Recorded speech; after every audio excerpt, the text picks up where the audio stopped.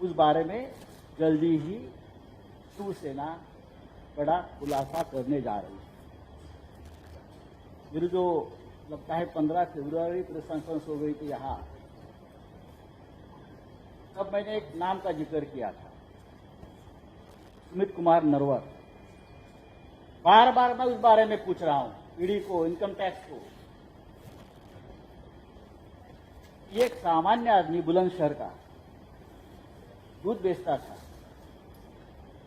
और 4-5 साल में उसकी प्रॉपर्टी 8,000 करोड़ से ऊपर चली गई। अब वो मलबार हिल में रहता है, पहले उसको कहाँ भी रहने को घर नहीं था। अब वो व्यक्ति नोएडा में रहता था, उसका मलबार हिल में बड़ा आशियाना है, बड़ी बड़ी प्रॉपर्टीज है। ईडी ने कौन सा चश्मा लगाया है इनकम टैक्स में? चश्मा जरा, उस चश्मे से जरा हमारे तरफ भी देखिए।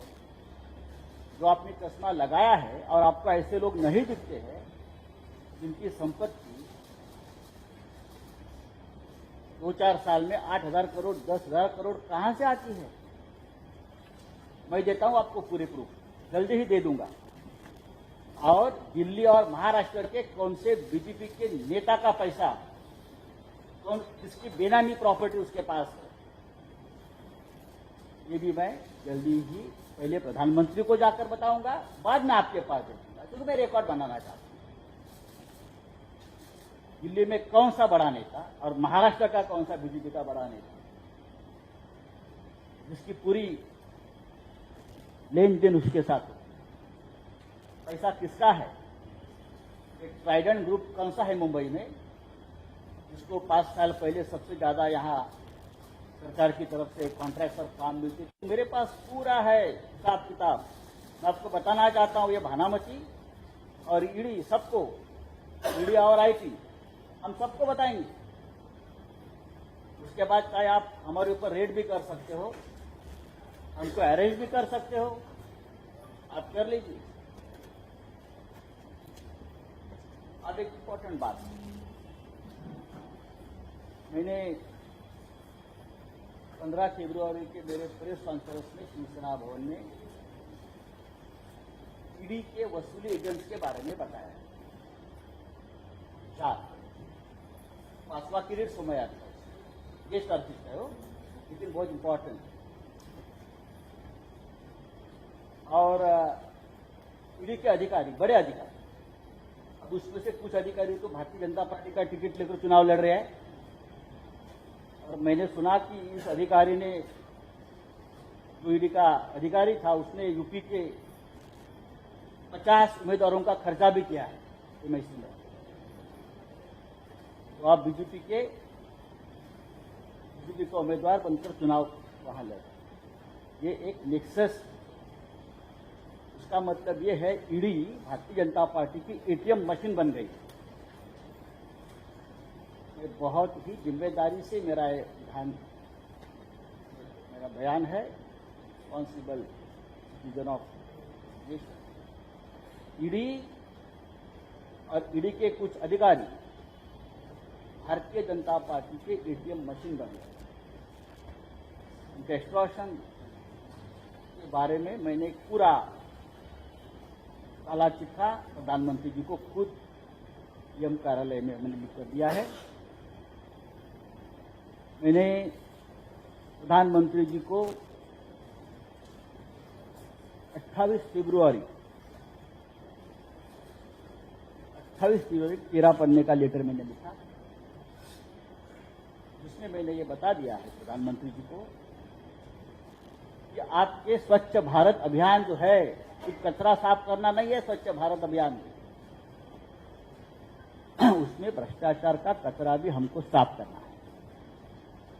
इसलिए देश आपकी जय जयकार भी करे। ब्लैक मनी, व्हाइट मनी, नोटबंदी, सब कुछ उसमें आता है। मैंने लेटर लिखा है कि जिस ईडी को आपने लगाया है, सबके खिलाफ हमारा जो आपके राजनीतिक विरोधी है, उनके खिलाफ ये ईडी क्या कर रही है असल में? मैंने पूरी वन पार्ट, मैंने जो लेटर लिखा है वो एक पार्ट है, ऐसे में 10 पार्ट उनको देने वाला, किस्तों पे दूंगा। पिछले कुछ वर्षों से ईडी के कुछ अफसर और एजेंट, उनका एक नेटवर्क बिल्डर्स, डेवलपर्स और कारपोरेट कंपनी को डराने का काम कर रहे हैं। और ईडी का एक एजेंट्स का एक नेटवर्क जो है वो एक्सट्रॉशन में लगा हुआ है, करोड़ों की वसूली कर रहा है। उसकी विस्तृत जानकारी मैंने प्रधानमंत्री को दी और मैं डॉक्यूमेंट्स के साथ बोल रहा हूं, आपको डॉक्यूमेंट्स शायद डिस्ट्रीब्यूट अभी किए हैं। ईडी का ऑफिसर का जो एक्सट्रैक्शन रैकेट है, उसमें का जो की फैक्टर है उसका नाम है मिस्टर जितेंद्र चंद्रलाल नवला। और आपके जानकारी के लिए मैं उसका पैन नंबर और उसके साथ अलग अलग कंपनियां भी मैंने आपको दे दी। इस 7 कंपनियों ने 100 करोड़ से भी आसपास 100 से ज्यादा बिल्डर डेवलपर से वसूली किए हैं, एक्सट्रॉशन किया है, जिसमें कैश भी है और चेक पेमेंट भी है, डिजिटल ट्रांसफर है उसमें। जिन जिन कंपनियों की ईडी ने जांच की, जिन कंपनियों की ईडी ने जांच की है, उस कंपनी ने अपना पैसा जितेंद्र नवलानी के इस 7 कंपनी में ट्रांसफर किया।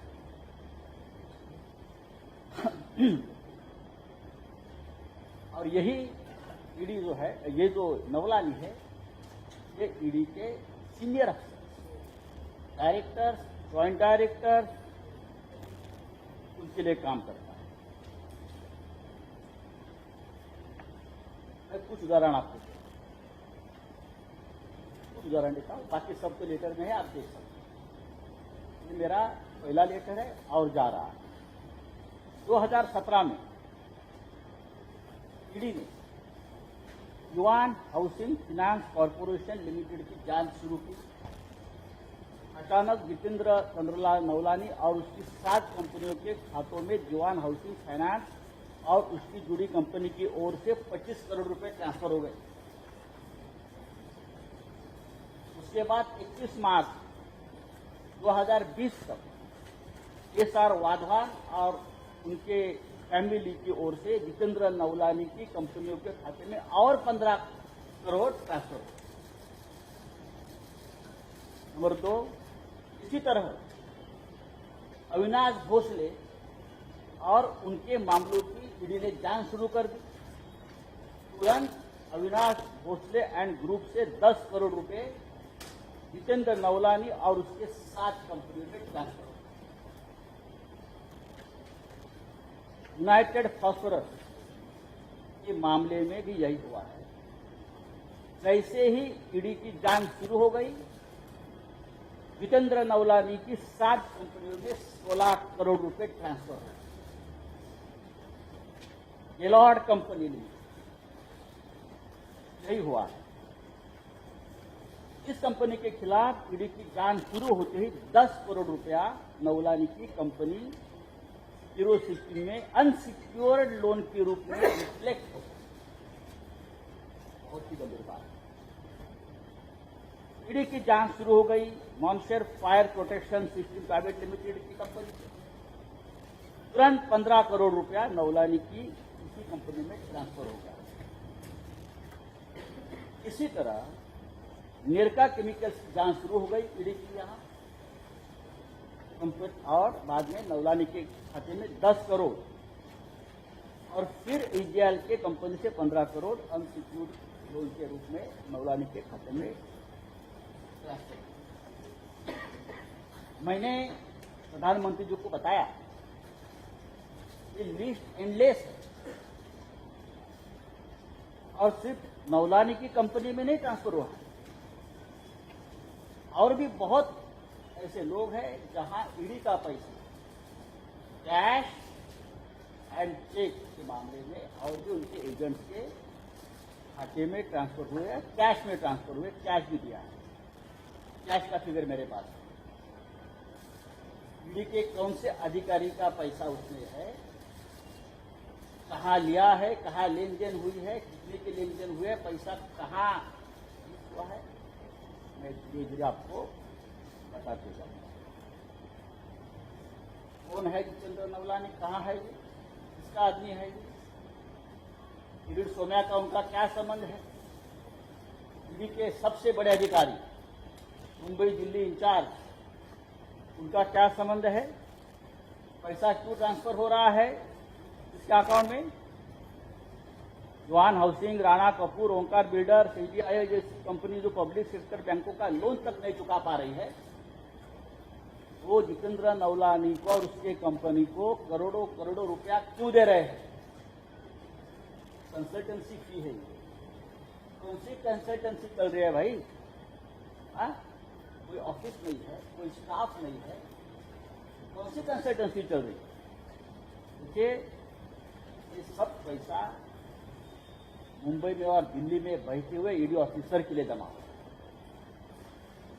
उससे बाहर की देशों में प्रॉपर्टी खरीदी जा रही है बेनामी। और आप हमारे लोगों के 1 लाख, 2 लाख, 3 लाख का ट्रांजैक्शन देख रहे हो, आपका ट्रांजैक्शन कौन देखेगा? इस रैकेट में कुछ मुंबई और महाराष्ट्र के प्रमुख बीजेपी के पॉलिटिकल लीडर भी जुड़े,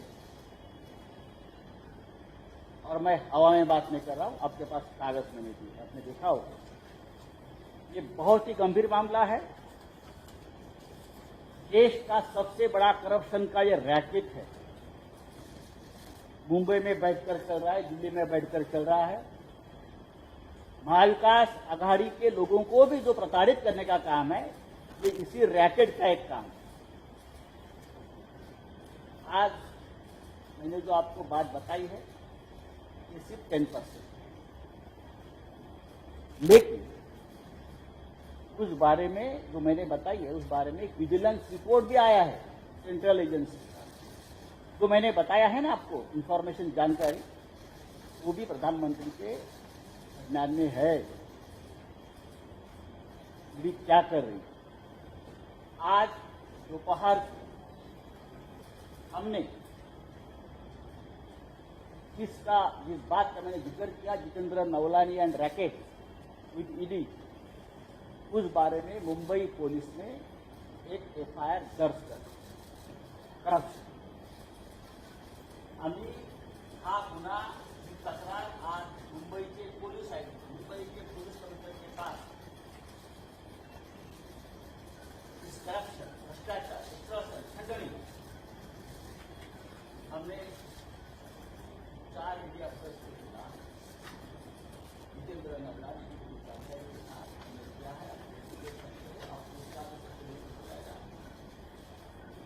और मुंबई पुलिस ने एक्सटॉर्शन रैकेट की क्रिमिनल सिंडिकेट की जांच आज से शुरू कर दी।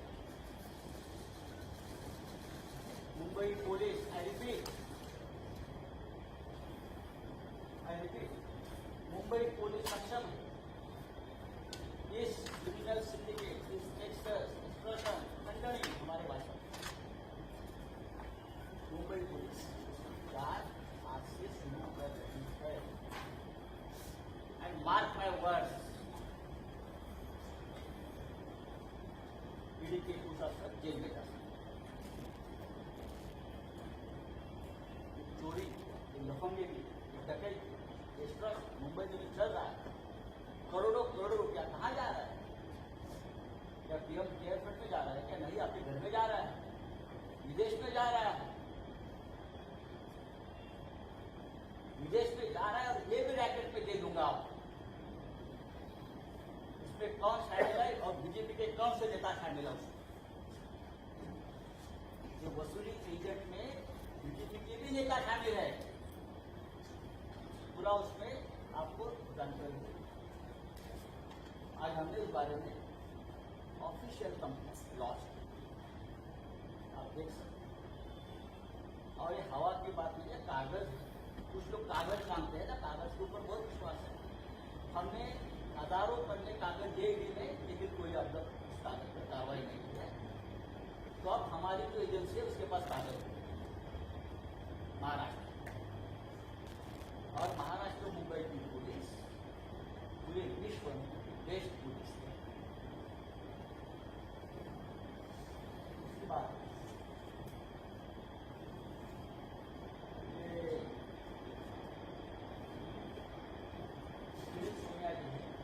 महात्मा भ्रष्टाचार के मामले कागज पर पढ़ाते हॉबी है। मैंने उनके बारे में एक सवाल पूछा था कि हाँ बार बार पीएमसी डैम घोटाला, राकेश वर्धन, इंडियाएल, भ्रष्टाचार के मामले में तो अच्छी बात है, कोई के बारे में बात है। लेकिन मैंने उसको सवाल पूछा था 15 दिन पहले कि पीएमसी डैम घोटाले का जो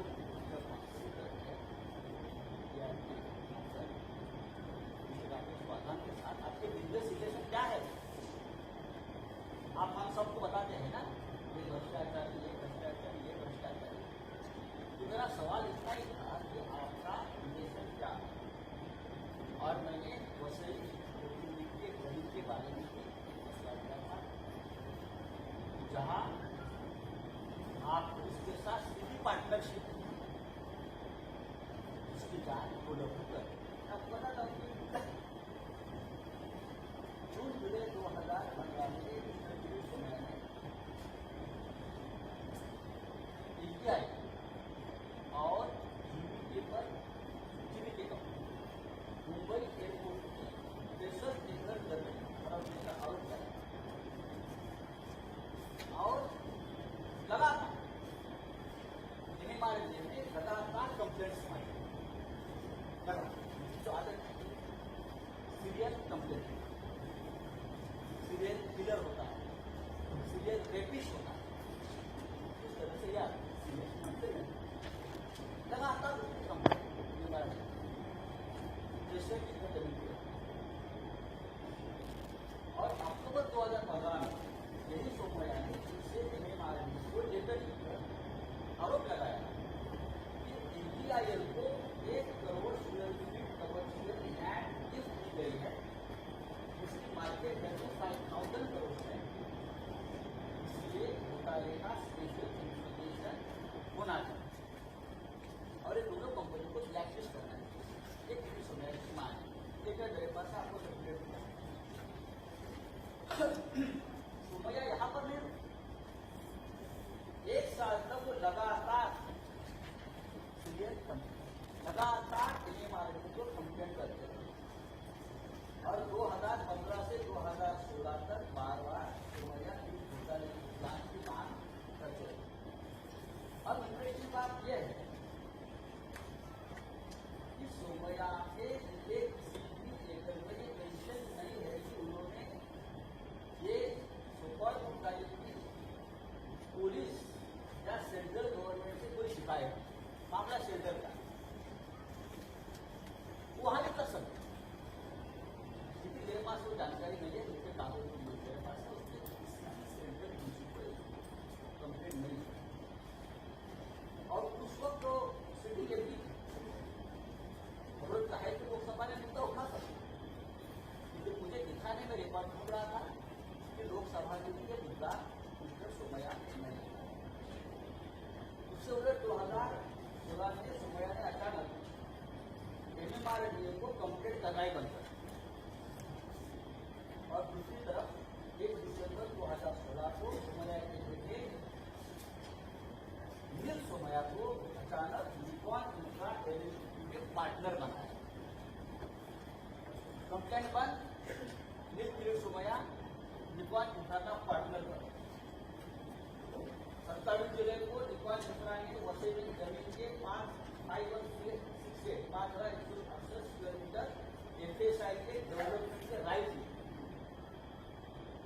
कहा जिससे किया है ये इंडिया के फाउंडर चेयरमैन और पीएमसी बैंक घोटाले के आरोपी राकेश वर्धन। उनका जो फ्रंट मैन है जगह ने इसके साथ अब मिस्टर सोमैया के पुत्र पार्टनर बन गए। कल तक तो पीएमसी डैम घोटाले का बात ये वैसे ही नहीं। साई इंडम रियलिटी सर्विस लिमिटेड के ओनरशिप 14,420 स्क्वायर मीटर जमीन पर डिफॉल्ट इंफ्रा इलेक्ट्रिक की 2 बिल्डिंगें बनाने के डेवलपमेंट राइट भी मिले। वो भी जमीन ओरिजिनली राकेश वाधान की है, वो भी जमीन राकेश वाधान की है, उसके भी राइट ये कंपनी से हो जिसमें मिस्टर विवेक सोमैया आपका पार्टनर। अगर साई इंडम की जमीन का मालिकाना हक राकेश कुमार वाधान का और पैसा किसी और कंपनी को ट्रांसफर किया गया है, ऐसा क्यों किया है? ये ट्रैकिंग है। और उसमें मैं पहले से बोल रहा हूं, राकेश वाधान को पीएमसी बैंक घोटाले में ब्लैकमेल करके जमीन और बाद में कंप्लेंट बंद। पूरा यह व्यवहार सस्पिशियस ट्रांजैक्शन। जब सोमैया वाधान के एफआईआर को लेकर इतने गंभीर आरोप लगाते रहे हैं, तो ये सोमैया फैमिली वाधान के साथ या वाधान के जमीन के साथ इस प्रकार से सस्पिशियस व्यवहार बिजनेस पार्टनरशिप कैसे कर सकते? हजारों करोड़ का बिजनेस है। अगर एक आदमी किसी व्यक्ति के ऊपर इस प्रकार से भ्रष्टाचार का आरोप लगा, पीएमसी बैंक लूटने का आरोप लगा, उसी व्यक्ति के जमीन पर जो एक प्रोजेक्ट बन रहा है हजारों करोड़ का, उसमें ये सोमैया बिजनेस पार्टनर कैसा बन सकता है, इस सवाल का जवाब अब तक कोई नहीं दे पा रहा है और ना भारतीय जनता पार्टी का कोई नेता दे पा रहा है। मुझे लगता है इसकी भी जांच हो रही। चाहे आपको एमपीसी को भी बिल नहीं मिला है, तो सब ठीक है। आप बोल रहे मेरे पास कोई कंप्लेंट ही फाइल नहीं, आप मतलब उत्तर नहीं होगी। पुलिस कंप्लेंट आज नहीं कर रही, लेकिन कोई जांच चल रही है और जांच जिस दिशा में जा रही है, जो विवरण सामने आ रही है, मार्च पर बाप बेटे जेल में जाएंगे। आप कितने भी कागज सोमैया के भी पार्टनर है, लड़ाने की कंपनी साई इंडम रियलिटी, उस फाइनेंशियल 2013-2014 की अगर उसकी बैलेंस शीट आप देखिए, बैंक परचेज के कॉलम में मैंने कागज राकेश वाधान का सीधा रेफरेंस है और राकेश वाधान से अकाउंट से इस कंपनी में लगभग 5 करोड़ रुपए आए। 2 एंट्री है, 3 करोड़ 8,56,000 की थी और दूसरे पूरे कागज, पूरे बैलेंस शीट, पूरे बैंक अकाउंट के कागज हमने आपको आप आपको एक कागज के बारे में आप झूठ मूठ बताइए, बताइए और भी कागज आ रहे हैं। मैं आपका ज्यादा समय नहीं ले रहा था कि आपको शिवसेना भवन में बार बार आना है इस प्रकार की प्रेस कॉन्फ्रेंस में। आज मैंने इस देश का सबसे बड़ा ईडी का घोटाला आपके साथ, एक छोटा सा अन्ना है तो हमारे पास जानकारी है और भी आ रहे हैं। और अगले मेरे प्रेस कॉन्फ्रेंस में अधिकारियों के नाम लेकर बताने वाले किसको क्या मिला है, किसने किसने एक्सप्लोरेशन किया है और जो पॉलिटिकल सिंडिकेट कर रहे हैं ना हमारे खिलाफ, उसका सूत्रधार कौन है सबको बता पा। मैं इतना ही कहूँगा, आप चाहे हमारे खिलाफ कितनी भी ताकत, चाहे शिवसेना हो, चाहे मालविकास आघाड़ी की सरकार हो, आप कितनी भी साजिश रखें, कितनी भी ताकत लगाएं, कितनी भी बदनाम करें, लेकिन ये सरकार और हम सब मुख्यमंत्री से लेकर नीचे का कार्यकर्ता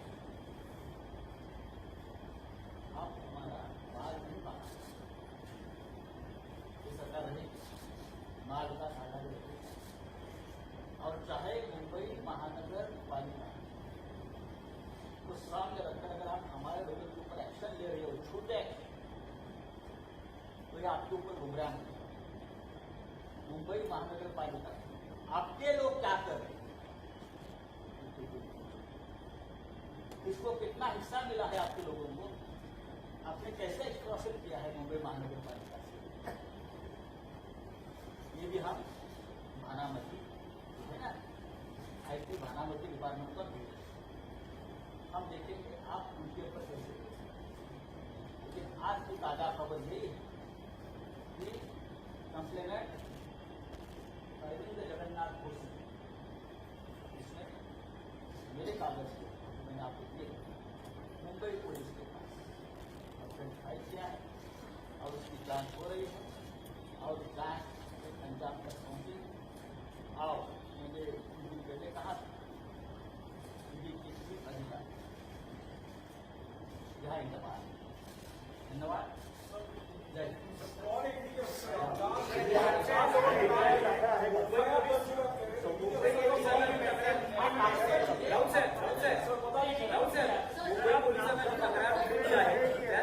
अधिकाऱ्यांची नावं हा तपासाचा भाग असतो लक्षात. This is the matter of investigation. ये इन्व्हेस्टिगेशन है. मुंबई पुलिस उसकी पूरी नीचे तक जाकर जांच करती है. मुंबई पुलिस को भी किसी को भी समझ कर बुलाने का पूरा अधिकार है. ऐसे मामले में अगर आपको अधिकार है हमको उठा, अगर आपको अधिकार है सेंट्रल एजेंसी को समझ लीजिए वो अधिकार एक सरकार को होता है और वो अधिकार क्या होता है वो भी आपको बता देंगे। दो सवाल है सर, दो सवाल है। पहला सवाल ये तो आपने जो डॉक्यूमेंट दिए उसमें 1:52 का वक्त जो अभी नीचे नाम से है तो क्लैरिटी चाहिए। क्लॅरिटी सर कागद दिया आपका मैं नहीं दूँ. ज्यांची नावं आपण त्याच्यात उल्लेख केलेला आहे सगळं नावं आहेत आणि 58 कोटी रुपयाचं ट्रान्झॅक्शन आपण टाकतो ते चेक त्या लोकांची तक्रार ही नोंद करणार आहात. त्या लोकांचं काय म्हणणं बघा आहे? तुम्हाला कळलं पाहिजे की आता हा विषय दिलेला आहे मुंबई पोलिसांकडे. हे प्रश्न मुंबई पोलिसांनी तुझे उत्तर देऊ शकते. तक्रारदार नाही, अधिकारी तपास कोणत्या दिशेने जाईल, तपासासाठी कोणाला बोलवलं जाईल हे मुंबई पोलीस ठरवतील. आम्ही त्या भारतीय जनता पक्षाचे लोक आहोत ना, आता ह्याला बोलवणार, आता त्याला बोलवणार, अब उसको उठाएंगे, अब उसको सुलाएंगे, ये हमारा काम नहीं है. ये हमारा काम नहीं है. We are law maker.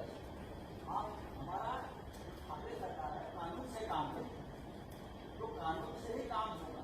जिसको बजाना है तो कानून से बजेगा.